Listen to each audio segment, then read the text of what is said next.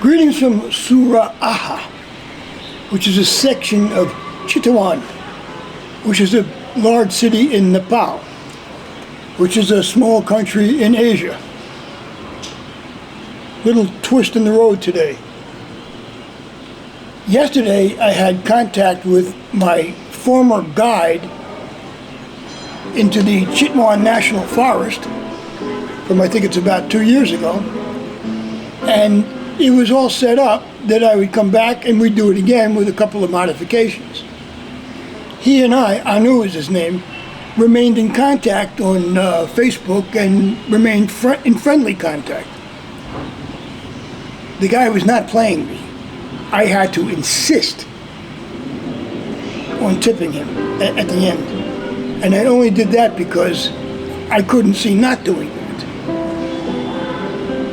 Anyway, we had a plan yesterday to meet 10 o'clock this morning to set up another safari tomorrow with the modifications. I get to the meeting at 10 a.m., which was a bit of a trial because even asking for directions, the name of his office was very similar to the name of a plethora of other similarly located offices. I saw the taxi drivers. I mean, after making a few wrong turns, I figured I'd have to ask for more help. I saw a couple of tuk-tuk drivers who knew exactly who I was asking for and where he was, and for a mere 200 rupees, which is about $1.50, they were going to tuk-tuk me there and get me there on time, which they did. I pride myself on being on time. You know, we could set up an appointment on the other side of the world, okay, in a place that I've never been. And I'll give myself enough time to get there on time. So I wanted to be there on time, not just to prove to myself I could do it, but that was part of it. Anyway, I wanted to be there. I get there and I see another gentleman standing outside the office. And, you know, most people here, especially in the tourist trade, speak English, which is a lot easier to communicate with for me, naturally. And I said, well, I knew we have an appointment at 10 o'clock. The guy shakes his head. He says, there was a death in Anu's family yesterday, and he's in India now. India is probably, you know, an hour's drive from here. But he's going to some place that takes 48 hours or something like that by bus to get to. I guess it's the funeral. And he ain't gonna be back in any time for us to reconnect in this life, because I'm probably not coming back here. I think 3 times is enough. Hopefully I'll see a tiger tomorrow from a distance. But either way, you know, I would have had my fill of the Chitwan National Forest. I bought him a gift. I was really looking forward to that reunion, that first moment of eye contact where I would salute and he would salute and we both smile and say, look, we did it. We connected again by plan, and let's go do what we're going to do. Ain't gonna happen. I was disappointed for sure, almost stunned, because it was only yesterday at 2 o'clock in the afternoon that we made that plan, after planning it in the rough for almost 2 years. We nailed it down yesterday, and this death, he got word of this death at about 5 p.m. according to the colleague, and he had to leave right away. He didn't even send me a message on Messenger alerting me to the facts. So it's not going to happen. I'm going back into the jungle tomorrow. I'm going to carry out that plan, but it will be with a different tour guide and a different tour guide company, which may turn out to be just as good or even better, or almost as good. It can't be bad. This will be my 3rd time. There's good reason for me to do this. I mean, you're in the jungle in an open jeep, you know, with the rhinoceroses and the elephants and the tigers and the sloth bears and the monkeys Everything else there, all around you, there's like no protection. Crocodiles, because you have to cross this kind of very narrow, they call it a river, more like a creek to me, but you do need a boat to cross it, and it's alligator infested.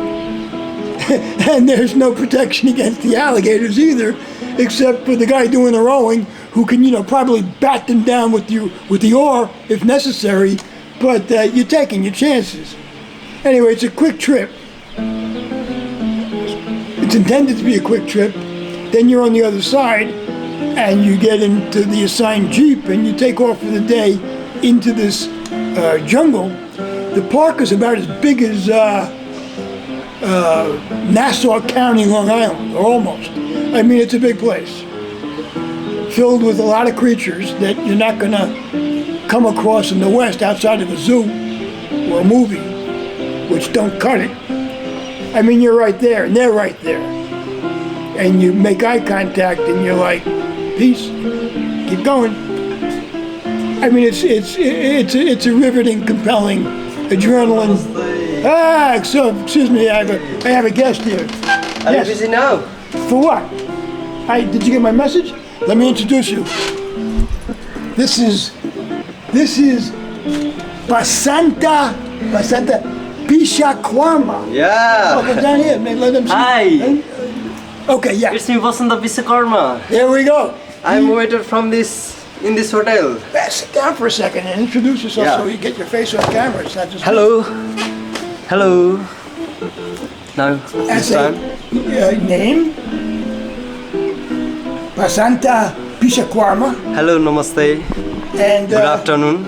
yes, Hi, it's me, Basanta Pishakwama. I'm from Nepal, and I'm a waiter in this hotel. The hotel name is Hotel Royal Safari. and how did you learn to speak English so well? English. Yes, I learn English by watching movies. Hollywood. English movies. I love so much English movies. His favorite movie, he tells me, is, A Beautiful Mind. which I told him I had a little part in. A Beautiful Mind. Yes, we both were fans of that film. So nice movie. Yes, tell us, what did you like so much about it? What you told me yesterday, what you explained. Yeah. That Mr. John Nash, so nice actor, and I love that movies because in that movies the Mr. John Nash solved his disease. He has one disease named Schizophrenia. schizophrenia. Schizophrenia. Schizophrenia. Yeah, he solved his disease by his own logic, and at the last of that movie, he got a Nobel Prize. And that movie is mainly record or view in a college or Oxford. Which college? College not. I think he did go to Oxford at some point, but I think the college in the movie was an American university. yeah. I don't remember. University, yeah. Yeah, university. University. I love that movie. It's university, and so many their friends also help him to solve his disease at the movie. And in my opinion, in my view, I gave moral of that movie. Mr. Jonas professor solved his disease by his own logic, and he has done many mathematics solution in that movie. Okay, this was for my opinion. Okay, thank you so much for my sir. I'm going to leave it. I'll put it on Facebook and you'll see it. Okay. When I finish it. It's a lot of work Okay, to okay. cut it and make it good. Are you doing work now? Yeah, I sent you a message. You didn't see it? Yes. Yeah, namaste. Don't you want me to tag because I was busy. I thought so, yeah. Basanta has all, he's not just a waiter, he's a can-do guy. You know, I needed to fix the air conditioning, I need to get the TV working, because it's all in foreign language and I can't quite navigate without the help of a bilingual local that has a little bit of John Nash in his head. Not the schizophrenic part, maybe he does, I don't know that well yet, but certain that problem solving, which is what he found so fascinating about A Beautiful Mind, that he was able to cure his own condition through his own logic and reasoning. I didn't see that in the film, but I'm not a huge fan of the film, but Basanta is. And if he says he saw it that way, that means it probably was there. And with that, I think I'm going to wrap up this clip and wish you a namaskar from Suwahara in Chitwan in Nepal.